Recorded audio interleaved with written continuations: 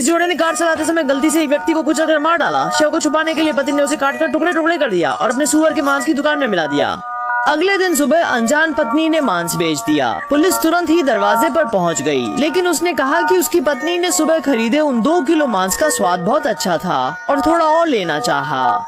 जब पुलिस ने जिज्ञासावश पूछा कि ये कौन से प्रकार का मांस है, तो मैट ने झट से झूठ बोल दिया कि यह नवीनतम आयातित ईरानी सुअर का मांस है जो विशेष रूप से पाला गया है, इसलिए इसका स्वाद विशेष रूप से सफल है। पुलिस अधिकारी को सफलतापूर्वक धोखे में डाल दिया और दंपति ने तय किया कि वे सारा मांस नष्ट कर देंगे। लेकिन तुरंत ही एक ग्राहक दुकान में आया और विशेष रूप से उस नए प्रकार के ईरानी पोर्क की मांग की, क्योंकि उसने पड़ोसी से सुना था कि उसका स्वाद वास्तव में अद्भुत है। दंपति को मजबूरी में उसके लिए 2 किलो काटना पड़ा।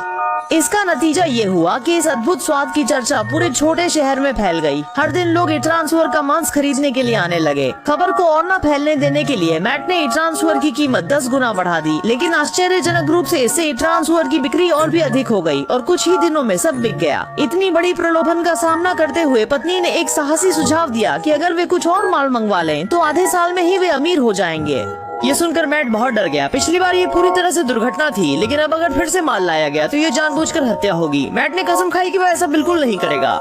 दूसरे दिन दुकान खोलते ही एक समूह ने नकाब पहनकर अंदर आकर सारा शीशा तोड़ दिया। मैट गुस्से में आगे बढ़ा और नकाब उतारने पर पता चला कि वे सब शाकाहारी थे। मैट का घर इस सड़क पर सबसे चर्चित मांस की दुकान थी, इसलिए वे उनका मुख्य निशाना बने थे। इस बात से मैट बेहद नाराज हो गया और गुस्से में उसने पत्नी की योजना मानने का निर्णय किया और उसी समूह से माल खरीदने का सोचा। इसके बाद दोनों एक शाकाहारी रेस्टोरेंट गए और माल लाने का फैसला किया।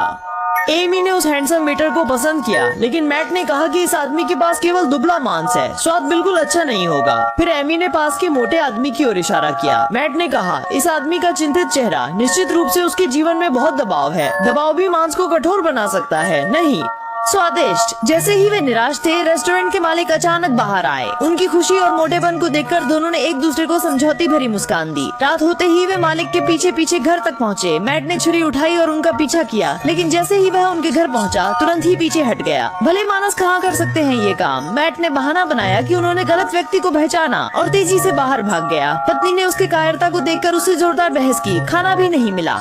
खाना दोनों के बीच विवाद होकर दोनों अलग हो गए। शोर सुनकर वेटर वहां आया और एमी से थोड़ी बातचीत की। नतीजा ये हुआ कि दोनों को एक दूसरे की बातें खास तौर पर पसंद आईं।